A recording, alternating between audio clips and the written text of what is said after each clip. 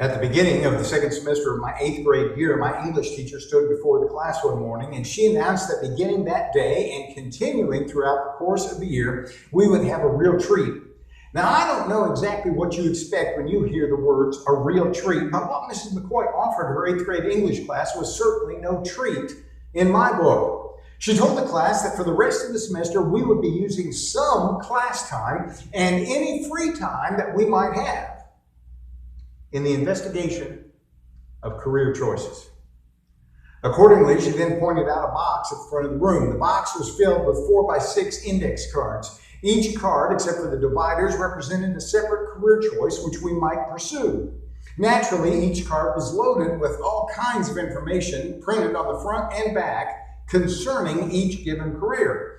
So on each card, you found the necessary aptitudes one would need to possess in order to be successful in that particular career. If you were, for example, no good with math, a career as a CPA might not be advisable. There were also the educational requirements one would need to complete in order to be eligible for that career. To be a doctor, you would need your high school diploma, a college degree, a medical school degree, and several years of residency.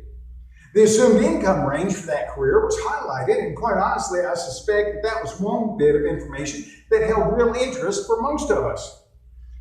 The areas of the country or the world where the career might take you were prioritized. For example, the zoological study of polar bears would take you to the northernmost part of the hemisphere. Whereas if you wanted to be a shrimp fisherman, you would go to the southern coast. And if you were interested in oil exploration, you would probably spend some time in the Middle East.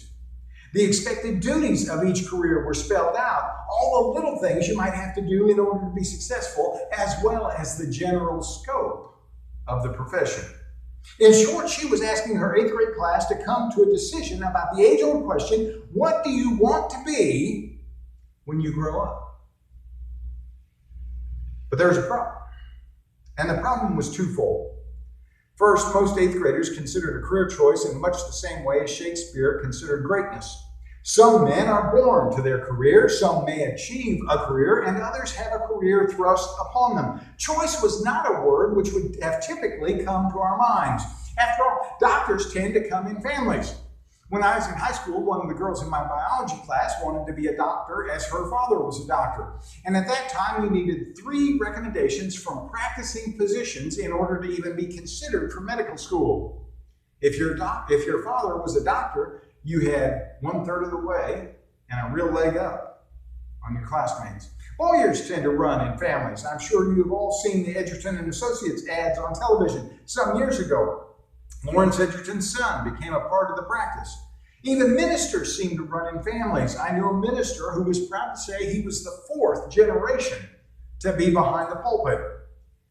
Politicians seem to run in family. All you have to do is think about the name Kennedy, Bush, Adams, or Roosevelt to see that that is true.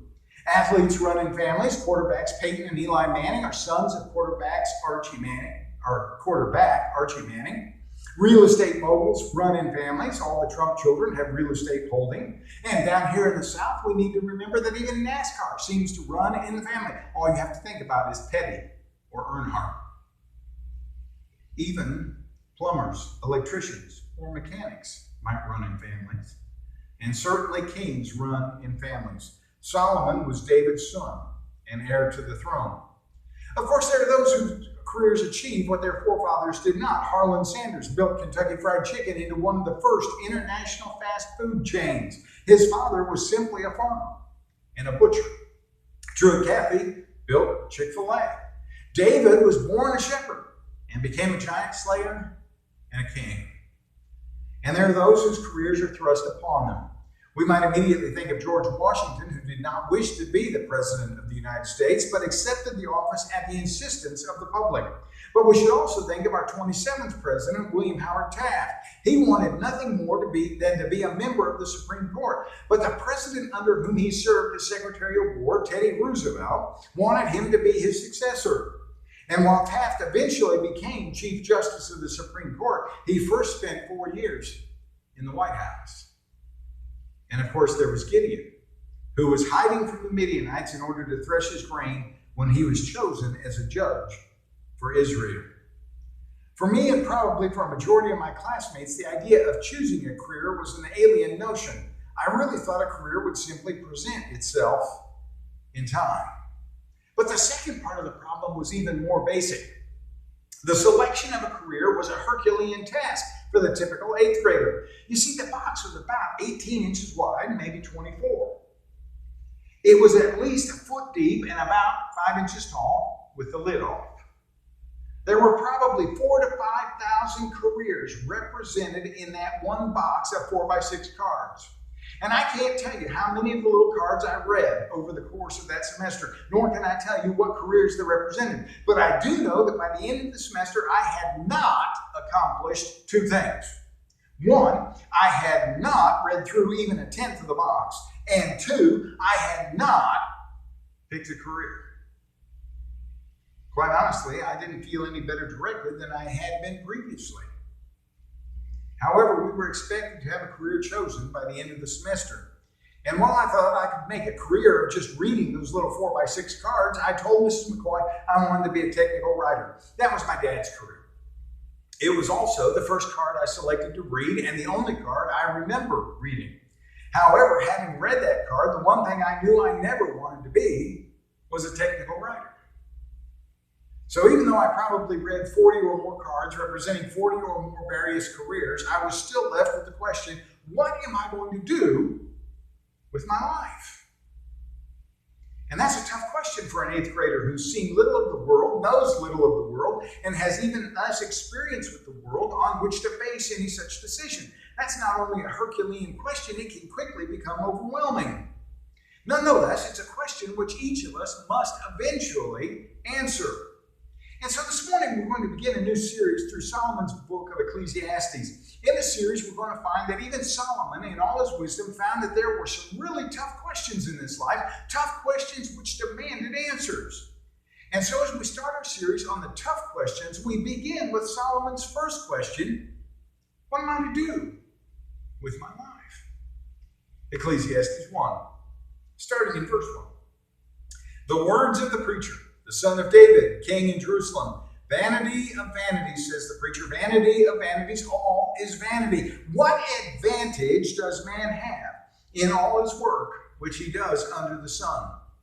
And the first thing we have to note is this is a universal question. We make a grave mistake and are perhaps more than just a little patronizing when we apply this question only to children, to young adults, or to the more mature who have not matured. Solomon's question of what a man might gain through all of his labors is a universal question to all men, and all men must wrestle to find their own answer. Solomon's question is universal because all men make an answer repeatedly through their lives. You know, what we often overlook is that this is not a question which goes away once we reach a decision. We face the same question again and again throughout our time on this earth. We must answer the question as we ponder a career, whether we're in the 8th grade or well past that particular moment in our lives. We must again answer the question if our career takes a turn for the worse. What do you do when technology or technological advancement simply displaces your job? We must answer that question as we consider a spouse. Whoever we choose to bring into our home will either net us gain or cost us severely. Solomon reminds us twice in his Proverbs, it's better to live in a corner of a roof than in a house shared with a contentious woman. We must answer the question in the responsibility of children. Are we mature enough? Do we have the resources? Are we willing to face letdowns and setbacks? We must answer the question as we look forward to our retirement. We must give an answer to that question as we utilize the free time of our retirement. And that's why I love the Gideons. Each of those men has lived their lives, done their business, and now, often in their waning years, they pursue the gain found in distributing the word all over the world. They have found their answer to the question. We must answer that question as we stand beside the graveside of one we have loved for years or decades. Now, what am I to do with my life?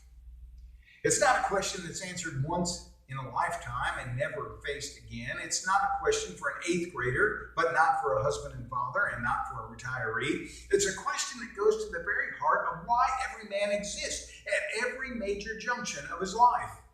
And Solomon begins his book with the most universal question man will ever face. What advantage does man have in all his work? And Solomon's question is universal because man is the only one who asks the question. Man's the only part of creation capable of concerning himself with the direction of his life. Man's the only part of creation who consciously tries to steer his course. You know, a grizzly bear standing in a stream trying to catch salmon for his evening meal does not ask his purpose or the purpose of the salmon. He doesn't consider his retirement or even whether there will be fish in the stream tomorrow. He concerns himself only with the catching of a succulent meal today. And while animals in the deep foliage of the forest may hide to keep the rain off, or in a cave or den sheltered from the desert heat, or among the weeds and reefs of lakes, ponds, and oceans sheltered from predators, they do not ask if they can find a better shelter or prepare a better shelter to protect them from tomorrow's evil forecast.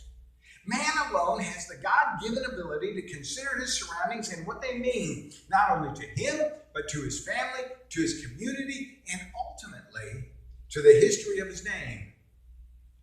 And that's why Solomon's question, what advantage does man have in all his work, is universal. Man is the only one who seeks the advantage. Solomon's choice of words is interesting. Advantage comes from the root that which remains, or that which is left. Solomon's asking, when everything is said and done, what does it all mean? For everything man has to put up with, is it really worth the pain? What does man really get for all his work? What will he really be able to hold? What can he really claim as his own? Solomon is talking about more than merely a larger paycheck, a bigger office, or a name in gilded letters on a door. For even the temporary profit of this world will be short-lived and ultimately unfulfilling, for it will be left behind when the man is done with his toils. Man works by the sweat of his brow. He aches for the exertion of his deeds. His mind struggles with the monotonous and the routine. He is dulled into listlessness by the sheer repetition of each day. And worse yet, it is all for naught. For tomorrow he will have to go out and do it all again. And that is just as true of the successful as it is a third world man who must literally seek his daily bread. 25 years ago, I worked for a plumber contractor who was worth millions and owned 30 to 40 different properties. In the 6 months I worked for him, we spent over 90% of our time simply chasing and solving the problems at the properties he already owned. We spent well under 10% of our time in actually accumulating new wealth for him. Fixing the same problems day after day with no real gain prompts the question, is it worth it? But finally, Solomon's question is universal because Solomon has made it a universal appeal. Ecclesiastes is the English transliteration of the Greek word ekklesia, which translates the Hebrew word koheleth. Translated, either word would mean popular assembly or congregation. And so as the preacher, Solomon is not offering his advice to a few select individuals, but to the whole of the congregation, which might be hearing his words. So Solomon asks the question of the congregation in order that each and every man might see the universal plight to which man has brought himself. But we need to note, as Solomon asks the question of the congregation, he puts a limitation on it. He is looking only at the work man does under the sun. That limitation concerns us with the only work which man does on this earth for the needs of this earth, to gain the things of this earth, and to live well on this earth. And because it's a universal truth that all men must toil upon this earth, Solomon asked a rhetoric question to elicit a response. Unfortunately, the response is not the amen we would anticipate in the church. The answer to Solomon's rhetoric question with that limitation must be a resounding, there is no advantage. There's no profit, there's no gain, there's no lasting value to the aches and pains we face because of the work we must do. Man suffers in the course of his existence, and that's just the way it is. You see, man suffers because man's out of step. If this life is all there is under the sun, Man has no purpose. If this is the best we can expect, we aren't being fairly compensated. And every man, great or small, rich or poor, will understand this truth if he is honest with himself. You know, I love the story about Troy Aikman after he won his Super Bowl, and I don't remember whether it was his first or second Super Bowl win. It really doesn't matter. But the story's told that Aikman skipped the post-game celebration in the locker room and went to be alone in his hotel room. And there he sat drinking a beer and watching TV and really musing about he was at the top of his field. He had won the championship. He was the world's best. And all he could ask himself was, is that all there is? In a similar manner, Bobby Morrow was a great runner from Texas. He went to the Olympics in 1956 and won 3 gold medals. He's been called the most relaxed sprinter of all time. Yet 30 years after his Olympic triumph, he also asked if that was all there was. And that's the catch. Even after the accomplishment, success, or victory, man must get up again the next day and answer the same question. What am I to do with my life? Solomon's question is not a question for the faint of heart, because it's not a question that takes the past into account. It's a question which asks, what can I gain today which will be enough? And the answer is always nothing. Sadly, it may be a more difficult question for the successful than it is for the downtrodden. The downtrodden have nowhere to go but up. The successful have to find a new way to improve on their previous success. You see, Solomon's question is not for the idle and lazy. Solomon does not want us to believe that all labors are pointless and that we would all be better off sitting in our recliners hoping something good will come along. He is speaking to men who have dreams of accomplishments, of success, of ambitious undertakings, and yet even they must answer his tough question. And they must answer it repeatedly. The second thing we have to note is, in the universal question, there is universal frustration. First of all, a generation goes and a generation comes, but the earth remains forever. Also, the sun rises and the sun sets, and hastening to its place, it rises there again. Blowing toward the south, then turning toward the north, the wind continues swirling along, and on its circular courses, the wind returns. All the rivers flow into the sea, yet the sea is not full. To the place where the rivers flow, there they flow again. And sadly, man's frustration is the deepest cut of all. Man may realize he has fallen. He undoubtedly realizes he has a limited number of years to make his way, his living, and his name. And if he could compare himself only with other men, he might be able to argue he has come out ahead. But he cannot stop with such comparisons. And he can't stop with those comparisons because creation mocks man. At the time of the fall, creation was also cursed. No longer would it be the paradise it had been. No longer would it willingly yield its bounty. No longer would it yield only the usable crops. Weeds, thorns, and thistles all grow more readily. Such is obvious. But creation still mocks man. Paul writes to the Romans, "For the creation was subjected to futility, not willingly, but because of him who subjected it, in hope that the creation itself also will be set free from its slavery to corruption into the freedom of the glory of the children of God. For we know that the whole creation groans and suffers the pains of childbirth together until now." You know, the really sad truth is this universe is winding down. The earth is not what it was in Eden. Much of the wonder is gone or going. And yet, even so, the earth continues in its course. It makes a mockery of man's limited years as it seems to go on indefinitely. Man falls aside. He goes the way of the dodo. He returns to the earth from which he came. And yet the earth goes on and on and on.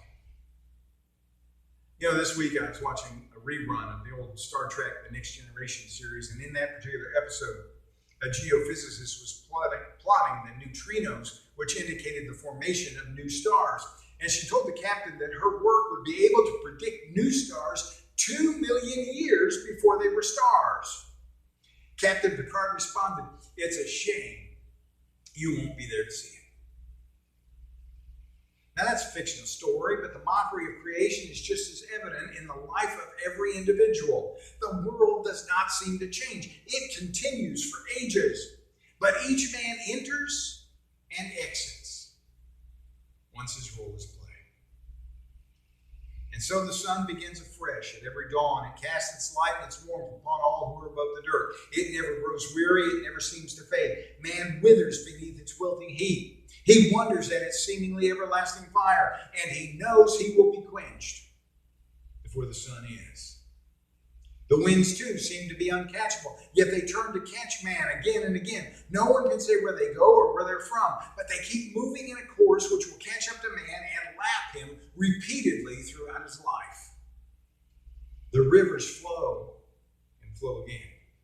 And to understand this picture, we need to consider the wadis of the Middle East rather than the mighty Mississippi. In the Middle East, the ravines in the desert may be full of water during the rainy season, but dry as a bone in the dry months.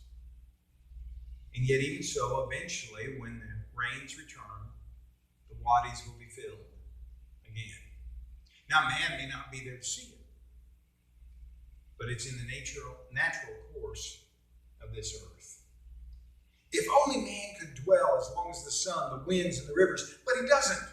His 70, 80 years are but a moment in the history of his dwelling place, and he will never make a mark as bright as the sun, as intractable as the wind, or as perpetual as the rivers. But that's the meaning of vanity. It's not that man is preoccupied with how he looks. You know, I can't wait until we open North Carolina back up and I can get a haircut, because my hair is looking shabby. But that's not my biggest concern in life. It's not that man thinks more highly of himself than he should. While both of those things may be true, the real intent of vanity is how short-lived all accomplishments upon this earth really are. Because the word really means vapor or breath. Imagine yourself out on a cold winter day, you exhale. In that cold atmosphere, you see the frostiness of your breath, but it doesn't linger. It's gone in just a moment. Such is man's existence in light of the rest of creation. And while all of creation and man are both on the endless repetitive treadmill, man is the one who will exit first. That's nature's greatest mockery and man's greatest frustration. In the light of world history, he is but a single frosty exhalation on a cold winter morning. Sadly, nature is not the only frustration.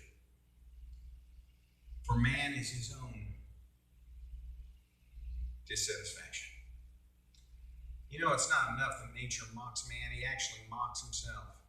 He's so frustrated by his limited time that he tries to make up for it in grandiose schemes, grandiose plots, grandiose ideas. He tries to become more than he really is. Verse 8. All things are wearisome. Man is not able to tell. The eye is not satisfied with seeing, nor is the ear filled with hearing. That which has been is that which will be, and that which has been done is that which will be done. So there is nothing new under the sun. Is there anything of which one might say, see this, it is new? Already it has existed for ages which were before us. There is no remembrance of earlier things, and also of later things which will occur. There will be for them no remembrance among those who will come later still. Solomon's question goes to a hard truth. Man's dissatisfaction comes because he's his own greatest enemy. Paul also reminds the Romans, even though they knew God, they did not honor him as God or give thanks. But they became futile in their speculation, and their foolish heart was darkened. Man is not willing to learn from the mistakes which have been made before. He doesn't see them for what they were, nor does he learn from their rhetoric. He proposes new schemes, new ideas, new promises, none of which are truly new at all. And we see this event every day, even 30 centuries after Solomon. America's greatest generation fought against socialism, fascism, and tyranny. The Cold War was a silent stand against communism. In the history of the world, economic prosperity has only come when man has been free to profit himself. And yet today there are those who would have us join the ranks of socialism, communism, and governmental bureaucracy in the hope that those failed systems will open up a whole new scheme of utopia and grant us something we've never been able to have before. You see, man's memory is extremely short term. He cannot hold on to anything beyond yesterday's meals. And because of that, history repeats itself. And as we've said before, the only thing we learn from history is that we never learn anything from history. Sadly, what is true of life's negatives is equally true of the positives. Even though they knew God, they did not honor him as God. When the trials come, when the brokenness of creation becomes apparent, the bounty of the Lord is quickly forgotten, and man looks to other sources for his welfare and to other answers for his questions. And Solomon's question goes to the hard truth because man is his own greatest enemy, for man never changes. You know, quite honestly, Solomon is not concerned with or addressing any of our technological marvels of the day. He doesn't care about airplanes that fly in the air. He doesn't care about cars that will drive 200 miles an hour. He doesn't care about those things that are toys for our lives. He would not have us to believe Adam and Eve had a microwave in Eden, nor that Noah had a GPS unit on the ark, that Shadrach, Meshach, and Abednego wore asbestos suits in a fiery furnace, or even the Sermon on the Mount quickly went viral on social media. Solomon is addressing the disappointing sameness to man's existence throughout the ages. That which has been is that which will be does not mean man will someday revert to horse and buggy days.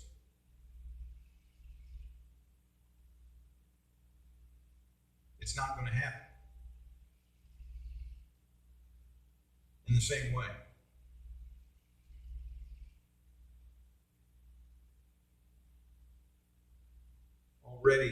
that which has been done is that which will be done, does not mean black and white silent pictures will make a comeback. Already it has existed for ages, which were before us, is a reference to man's thinking, attitudes, and penchant for self-assertion. It's not a reference to man's invention or toys. There's no remembrance of earlier things. It's not a plea for more museums dedicated to the antiques of our past, nor is of the later things which will occur. There will be for them no remembrance among those who will come later still, a plea to curate, catalog, and stockpile the goods of our lives. Solomon is simply bemoaning the truth. Man refuses to evolve into a better being because his memory is simply not good enough. It's too short term to hold fast to the facts of the past. Man tends to focus on the novelty of today rather than on the reality of yesterday. You know, the reason we have forgotten much of World War II is because most of those who fought World War II are gone. The reason we don't remember the Civil War at Memorial Day is because those who fought the Civil War are gone. The reason we can't remember what caused Rome to fall is because Rome fell over 16 centuries ago. And we can't remember. Man focuses on the novelty of today rather than the reality of yesterday. You know, for at least one eighth grader, it seemed a Herculean task to answer the question, what are you going to do with your life? But sadly, it's no less daunting a challenge for those well beyond their eighth grade year. For me, that class was 46 years ago, and I still find it a challenge to answer that question on a regular basis. When things are going well, it might be easy to imagine continuing in the same course for another decade. When things are not going well, the answering of that question becomes a real burden to shoulder. And I'm not alone. Each and every man must answer that same question of where his life is going, not just at the major junctions of his life, but each and every single day of his life. So what are you going to do with your life? Is just as relevant whether you have 70 years in front of you or 6 weeks.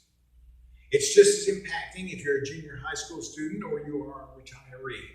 And it's just as critical whether you're facing the questions for the first time or for the 100th. But we need to be careful with our answer.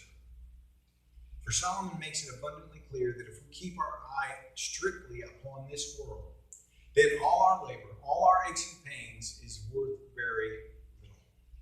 We will soon discover that all our toil becomes entangled in the gray maze of the monotonous, endless activities of not only our own life and generation, but of every generation that goes and comes. This week, take a hard look at where you are in this life. And then answer the question, what am I to do with my life? Your answer will make all the difference. Because we're never too old to be asked, what do you want to be when you grow up? Because you see, it's when we grow up that we finally find